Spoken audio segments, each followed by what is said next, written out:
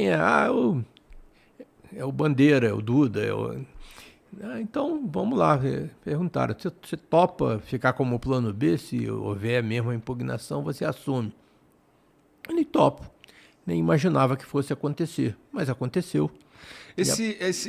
O Landim, ele já tinha uma base muito forte, né, na época dessa eleição, porque tu pelo menos que eu me lembre, em 2012 eu tava dando aula lá tava dando aula lá em Botafogo. Em 2012, eu lembro que o nome Bandeira saiu do nada. Eu não conhecia você, sabe? Mas aí você foi eleito. Eu fiquei, caralho, foi eleito um cara que eu nunca tinha ouvido falar, que doideira. Porque a política do Flamengo era sempre os mesmos nomes a vida inteira, a gente só escutava a mesma coisa sempre. Era Kleber Leite, era Márcio Braga, era aquela coisa, né, de 30 anos.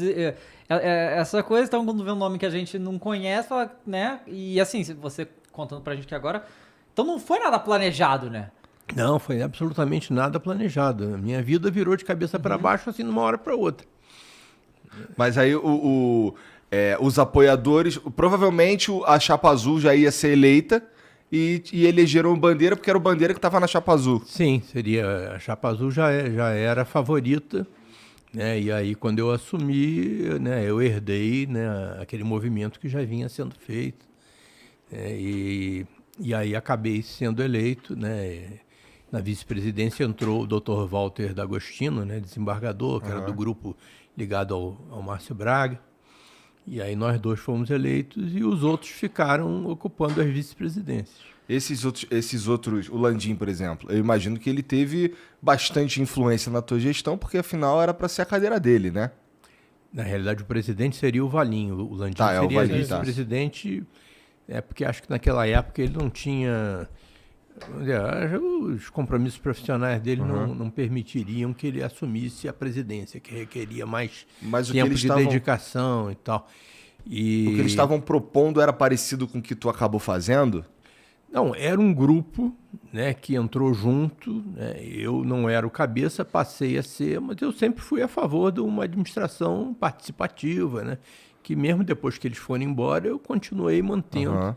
Então eram coisa de 15, 16 vice-presidentes, eu e mais esses 15, 16 vice-presidentes, que todos eles, vamos dizer, compraram a ideia de fazer uma administração profissional, né, com executivos recrutados no mercado, né, os vice-presidentes seriam, vamos dizer, uma espécie assim de um conselho de administração, que trabalhariam no nível estratégico, formulando estratégias e cobrando resultados, mas sem colocar a mão na massa efetivamente. A ideia era ter uma administração profissional. Uma administração menos política. Não, sem nada de política. E essa já era, vamos dizer, a combinação desde antes da eleição. Então, quando eu concordava com isso, é claro que eu endossei isso. Agora, isso daí era como a coisa funcionava, né? O que você vai fazer lá depois é que aí foi decidido, né? Então, tinham esses 15, 16 vice-presidentes. Depois, em 2015, houve aquela cisão que vocês sabem, aí 4, 5 saíram, os outros continuaram, mas dentro da mesma filosofia de administração participativa, em que você aproveitava o melhor de cada um e mantendo sempre aquela coisa do executivo profissional, administração profissional, né? Não tinha diretor amador, né? Não tinha toma lá da cá, não tinha empreguismo, ninguém empregou parente, ninguém empregou amigo. Então era o Flamengo sendo gerido, né, com a eficiência da melhor empresa privada e com a transparência da melhor empresa pública. E foi isso que acho que nos levou ao outro patamar. É uma SAF antes da SAF, né, cara? Não é uma SAF, não né? é uma SAF, mas assim, é uma gestão de empresa, né, parada, isso, né? É uma gestão como se fosse uma sociedade empresária. Agora tem muita sociedade empresária que é mal gerida e tem muito clube associativo que é bem gerido. Não tem, não. E o Flamengo... o Flamengo não foi? Tô bom, então tem o Flamengo. Acabou, pô. Não, pô. O Brasil. Flamengo, o Atlético Paranaense, O Palmeiras hoje... Então, mas isso daí na época não tinha. O Atlético começou quando o Petralha chegou lá, O né? Atlético Paranaense já vinha sendo bem administrado há muito tempo, né? Desde os anos 90. É mesmo? Bom, então desculpa, falei merda como sempre. É que é um clube que o Atlético Paranaense não tem o tamanho da torcida do Flamengo. Não dá, a gente não percebe. A capacidade financeira deles não é o potencial que o Flamengo tem. E eles fizeram uma coisa impressionante lá. É verdade. Era um clube vamos dizer, um clube médio a nível regional. Né? E virou um dos 10, 12 grandes clubes brasileiros. Que ganha título claro todo que ano, chega um praticamente. ponto que eles batem no limite e aí provavelmente vão ter que um dia, sei lá, partir para uma SAF para tentar galgar um degrau, porque o Flamengo tem 40 e tantos milhões de torcedores. O Atlético Paranaense tem 2, talvez, não sei. Entendi. Né? Mas o que foi feito lá na gestão do Petralha, de 95 em diante, a gente tem que tirar o chapéu. Cara, e você, torcedor do Flamengo a vida inteira, sempre acompanhou, torceu, não sei o quê. De repente, caraca, eu sou presidente do Flamengo. Como é que foi essa virada assim? Porque um dia sua vida era uma coisa, aí aconteceu a eleição. Ia pra arquibancada, ia pra roubaria. Puta que aconteceu a eleição e agora você já tinha ideia de que ia ser uma pressão infinita, que ia ser uma loucura, né? Sim, tinha ideia, né? E aí, é claro, a família teve que concordar, teve que participar, mas a minha família sempre me deu apoio para tudo, né? Então, entrei naquela roda viva mesmo. Na época eu ainda estava no BNDES, né? Eu me aposentei do BNDES em junho de 2013.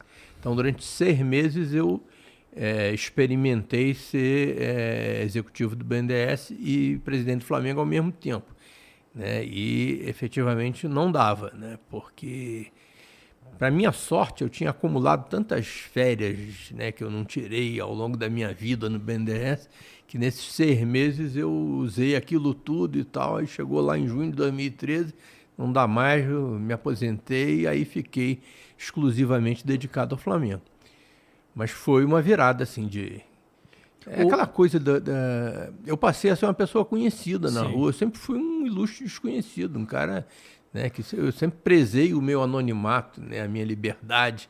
Né, e não sei se vocês talvez já tenham ouvido a história lá da saída do Wagner Love, né? Foi o dia que caiu a minha ficha de que eu não sou mais um cara anônimo. O que aconteceu nesse dia aí? Que o Flamengo estava ferrado, a gente tinha que dar um jeito nas finanças, e uma das coisas que a gente tinha que fazer era devolver o Wagner Love para a Rússia, parar de pagar o que estava devendo e economizar 1 milhão de salário ou mais do que a gente pagava, não, que a gente não pagava ele, né, que a gente ficava devolvendo. E aí chegamos a um acordo, ele foi muito compreensivo, o procurador dele também. E aí, num sábado à noite, na Gávea, a gente chamou a imprensa e anunciamos: o Wagner Love está saindo do Flamengo, não tem como a gente bancar isso e tal. E aí demos lá a coletiva, né, ele do meu lado, isso num sábado à noite. Domingo de manhã, eu fui para o supermercado. Minha mulher pediu para eu ir lá no supermercado, mandou, né?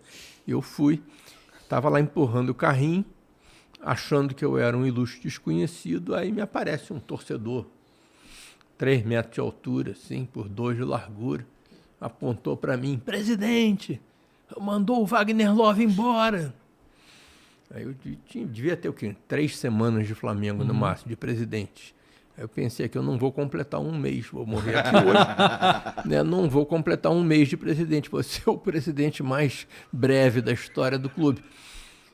Aí ele continuou: fez muito bem, a gente não tinha como pagar aquilo, né? Porque eu já tinha feito aquele discurso de posse e tal, muita gente... Mas eu não... Nesse dia eu descobri 2 coisas. Primeiro, que eu não era um cara anônimo. Ô Rio,